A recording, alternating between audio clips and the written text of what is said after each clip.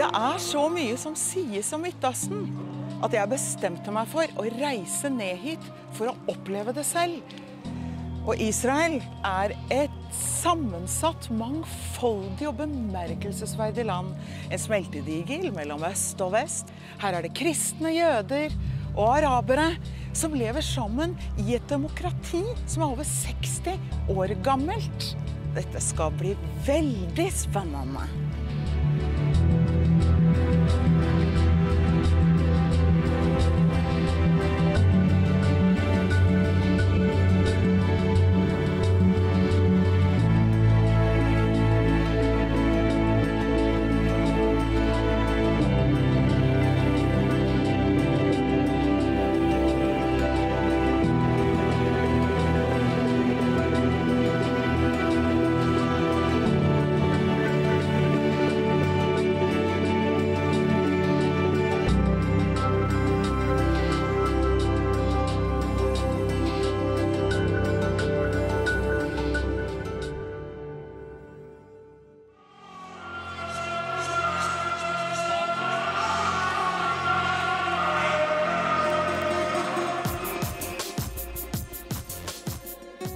Jerusalem, dette samlingspunktet der så mange av verdens troende kommer som pilgrimer og retter blikket utover det rent politiske og materielle.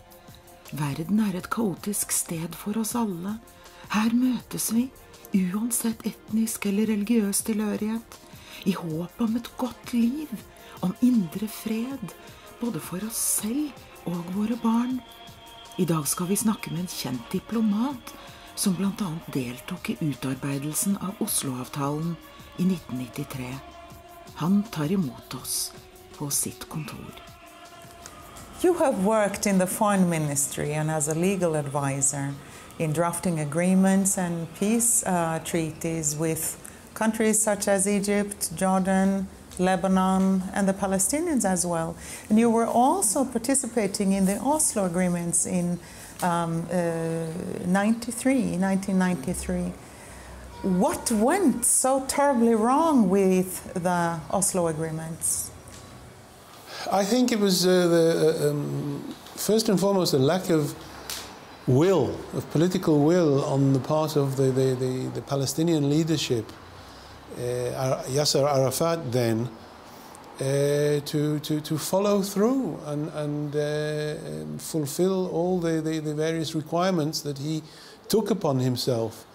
He wasn't able to. It wasn't just a lack of will. He didn't have the support in the general Palestinian public to sign off on a peace treaty, which would have included solving the problems of Jerusalem and refugee issues, which were very heavy issues. And he told us, he said, look, I'm not the person to agree to some compromise regarding Jerusalem, because otherwise my head will be chopped off within a few days. There were such high hopes in Norway at the time that we as a nation would be able to help with the peace in Jerusalem, and the hopes were so shattered in the aftermath. Well, look, Norway played a very important part in the process. The fact that it's called the Oslo peace process says something about the importance and the important role that Norway played. I'm very disappointed and frustrated that Norway ultimately changed its orientation and its position, and basically it itself undermined its own agreements. How so? Oslo, being one of the hosts, one of the serious actors in the process, to come along and take a position undermining the agreement, left a message to all the others saying, well, look, if the Norwegians can do it, then who are we not to do it? Is it correct to say that the borders were never even established in a proper way between the Palestinians and Israel, thinking about the West Bank prior to this? Well, true. There were never any borders, and the issue of borders has been and still is one of the issues for the permanent status negotiations. The parties have agreed, which is all the more annoying when the United Nations and other countries, and Norway included, call for a Palestinian state within the 1967 borders. There's no such thing as the 1967 borders. The borders have never been agreed upon, and I would have expected from Norway to respect this position, but it didn't. Norway's position is that it tends to view the main problem in the conflict to be Israel occupying the West Bank. This whole concept, the term that we hear from the United Nations and from all the various European countries, including the Scandinavian countries, of occupied Palestinian territory, OPT, which has become lingua franca. You know, nobody really thinks about it, but there's never been any international treaty, international agreement, international resolution or decision that declares these territories to be Palestinian. This is the whole issue of the Oslo Accords. The Oslo Accords say that the final status, the permanent status, has to be determined by negotiations. The Oslo Accords call upon, the parties agree to acknowledge each other's historic and political rights. But by prejudging this and saying, well, these are Palestinian, these are occupied Palestinian territories, so everybody has already decided that this belongs to the Palestinians and the Israelis have stolen it, which is completely wrong and misleading. And I can only interpret this as being some type of manipulation and abuse of the goodwill of the Scandinavian countries, and Norway especially, or a lack of understanding. But this issue is open. Israel has got very serious rights. The Jewish people have got rights since the time of Jesus and before the time of Jesus. And the mere fact that Jesus was born Jewish, lived as a Jewish teacher and rabbi, and died Jewish is proof of the fact that the Jews were here then. And so to claim that the Jews have got no rights to this territory, or that Israel has got no rights, historic or legal rights to this territory, is just misconceived, misunderstood, and wrong.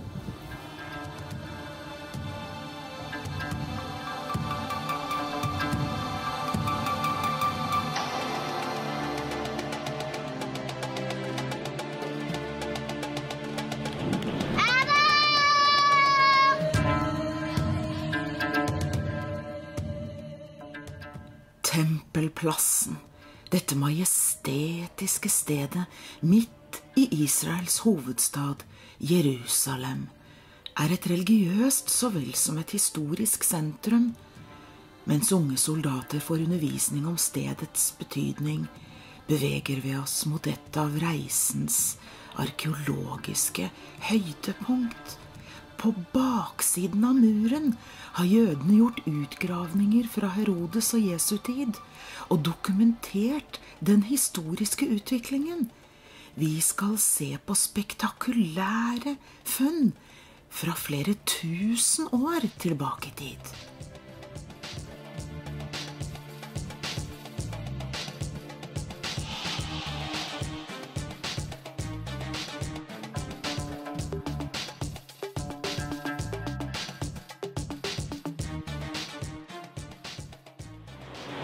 Israel er en av de mest spennende stedene i verden arkeologisk. Vi står nå under gatene i gamle Jerusalem og tar på steinene på veggen. Her hvor kong Herodes, akkurat slik så det ut da, når kong Herodes var konge her på Jesu tid i datidens Palestina, som var en romersk provins. Vi går lenger og lenger nedover i bakken. Det blir mørkere, og man kjenner kulden fra de underjordiske gangene. Det er massive utgravninger her, som forteller historiene fra fortiden.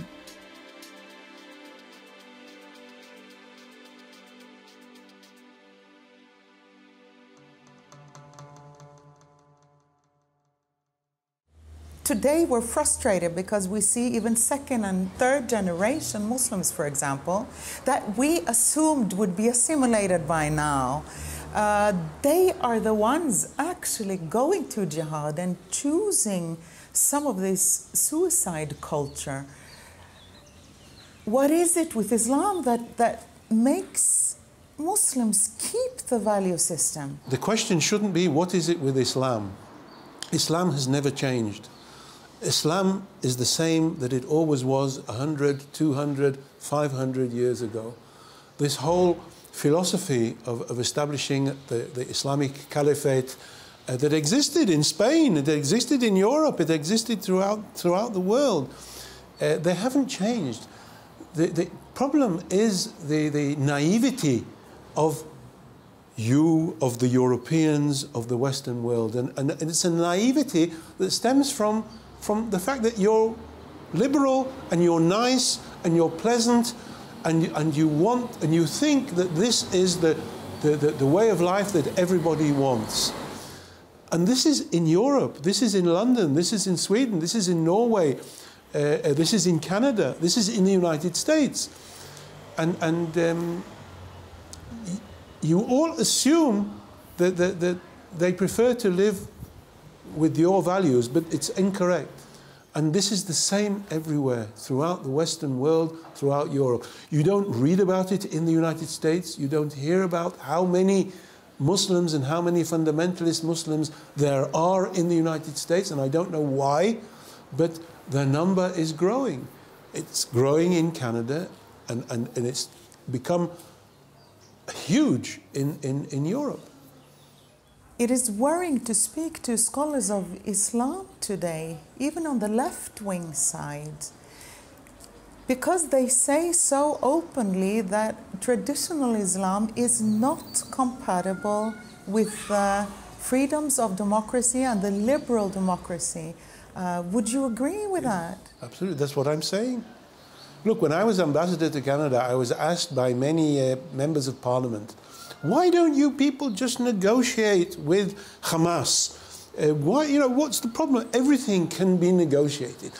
The problem is that negotiating with Hamas is negotiating with Islam. It's negotiating with the writings of Muhammad. God can't compromise. And they consider Allah, and they considered Muhammad, the prophet of Allah, whose words are holy, they are what bind their way of life, and there's no way of compromising. And so the West has to accept what they want. Now, the Australians have said something very interesting. The Australians have said to the Muslims in Australia, either you adapt your values to the Australian way of life and accept the way we live, or get up and leave. Because you have 22, 23 Muslim countries where you can live your own way of life. If you want to be Australian, then you have to adapt yourself to the Australian liberal way of life, the Australian democracy, the liberal religious practices. You can't dictate your values to the Australian public. Now, if this were to be said by Scandinavian countries, by European countries, it would probably be very important, but I'm not sure whether it's not too late.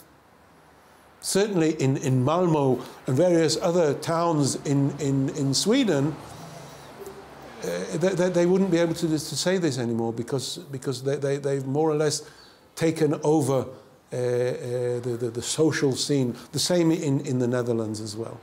There are parts of Netherlands that have become completely Muslim. Considering how the ghettos are forming in Europe and how such different systems of values collide, do you foresee civil wars or large ethnic clashes and religious clashes in the years to come in Europe? Look, I think what's happening now with ISIS and the fact that the British and the French and the Chinese and others are so fearful of the fact that once their fighters leave Syria and Iraq and come back home, they'll start being violent in their home countries. And this has already happened in China. You know, groups have come to Tiananmen Square and blown up, suicide bombers have blown up a car in the middle of Tiananmen Square.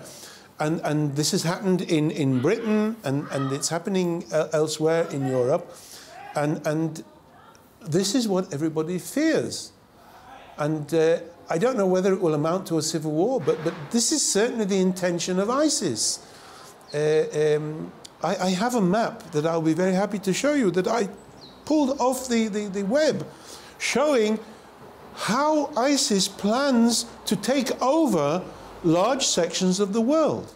When looking at the horrible atrocities that we have heard about from Syria and Iraq, and the enormous amounts of people that are executed, beheaded, you know, hundreds of thousands have had to flee. Statistics now with 6 million refugees in Syria, and many of them belonging to the Christian minorities, the Shia sects, and all this coming from then predominantly Sunni groups. Makes you understand what a difficult situation Israel is as a Jewish minority in this region. Look, you're right, but as I told you, I said, unfortunately, the world seems to look at what's happening in Israel on a different standard as what's happening everywhere else. And they don't realize that Israel is the front line of what's going to happen everywhere else. But they don't realize this. And I think it stems from a hostility towards Israel, towards the Jewish people, that prevents them from looking at it by the same standard. They have a double standard. What's happening between Israel and the Palestinians is one thing, and what's happening everywhere else is another thing. You see this in the United Nations, you see this in the United Nations Human Rights Council, that view Israel as one agenda item and the whole of the world as another agenda item. And it's hypocrisy. It's international hypocrisy.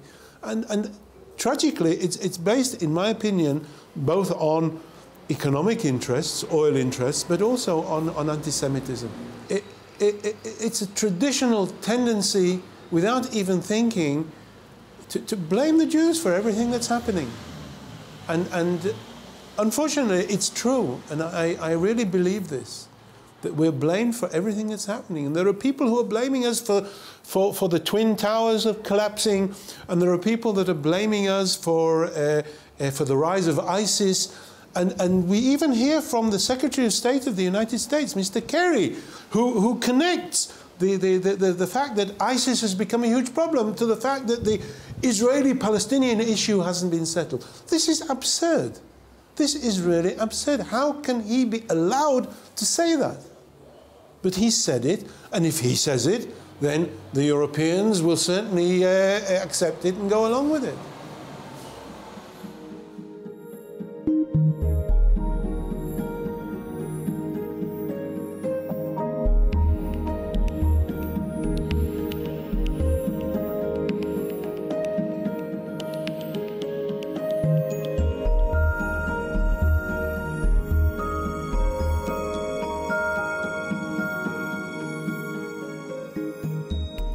Nå det flere nivåer under gatenivå I gamle Jerusalem, og vi ser her på badestampene som ble brukt på Jesu egen tid, hvor jødene, når de skulle komme opp til tempelet, så måtte de rense seg og vaske seg her, slik at de skulle være rene når de kom inn I tempelet.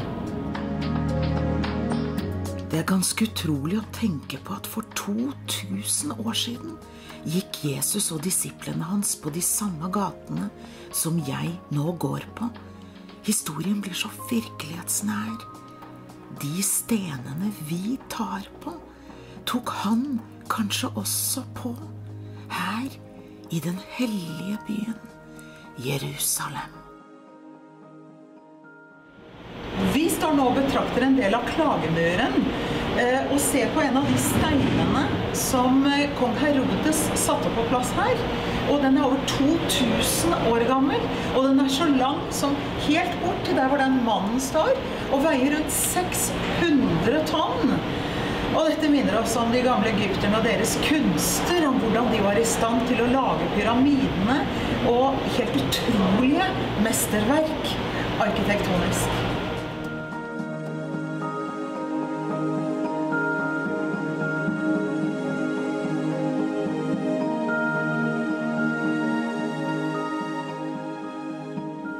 Both the US and Europe seem to have the past years followed an ideological approach to the Middle East in hoping to implement democracy and human rights in the Arab countries, which has failed so drastically in the Arab Spring. To what extent do you think Henry Kissinger's new point in his book World Order is correct when he says that peace will be reached only when there is realism and when there is respect for sovereign countries again in the Middle East? I agree absolutely. And as I said, this whole concept of the Arab Spring, which is a term invented by the Europeans, it's wishful thinking. It's how they would like to see this change in the Arab world. But they're blind to actually what's happening. Look at what happened in Egypt, this terrible situation. Look at what's happening in Iraq and in Syria and in Libya and the Sudan and elsewhere. They think that they can see this in spectacles of Arab Spring, and they're not seeing what's happening. And what's even worse is they're not seeing that this is now reverberating into their own Western countries and Western societies. And this is the big mistake. And so Kissinger is correct.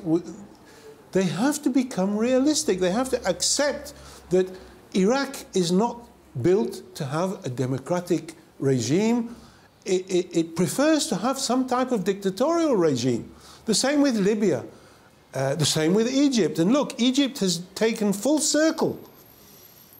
Sadat and Mubarak, and then they had the revolution, and the Islamic Brotherhood came in and made things very difficult. And then General Sisi came back, and he's now become the sole leader of Egypt, and he's brought back the same type of dictatorship, which is what the Egyptian people obviously want. So this is the same everywhere else in the Middle East. And the Western world should respect this and should encourage this and should adapt their own positions in the same way. What would be the solution in order to achieve lasting peace in the Middle East? It's very difficult for me to answer that question. This is the $64,000 question that everybody is asking. I think to a large extent it's an issue of mutual recognition, but also a lack of also it requires that the international community stop interfering. The fact that the British Parliament, the fact that the Swedish Prime Minister, the fact that the United Nations keeps adopting resolutions which are based purely on political and economic interests. You know, the economic interest, the oil, is still a very serious factor. Qatar, which is a country that supports terrorism, that finances Hamas, maintains a US base on its territory and so influences US policy.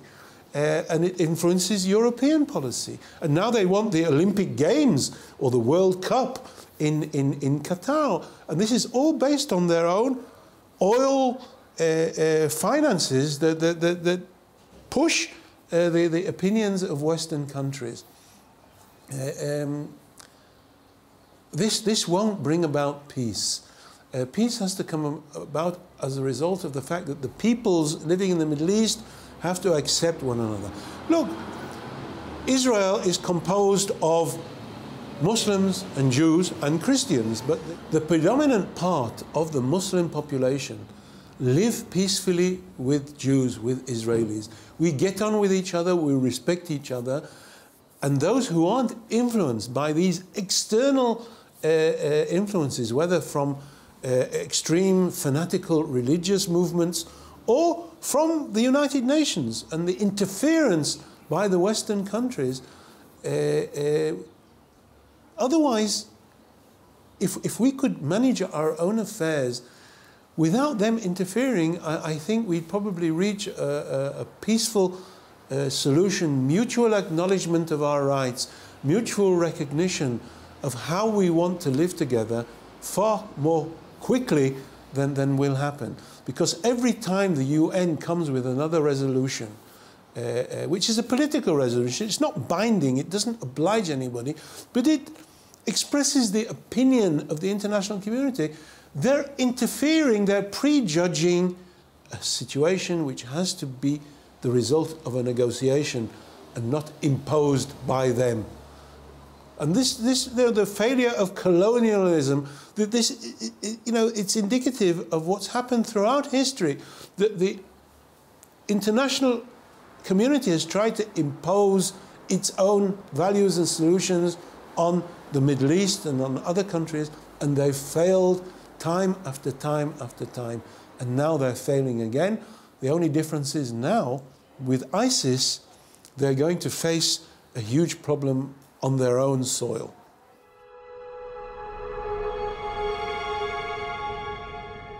Jeg ber for Jerusalem med tildekket hode, her inne ved det punktet ved tempelmuren som det nærmeste vi kommer, det som en gang var det aller helligste.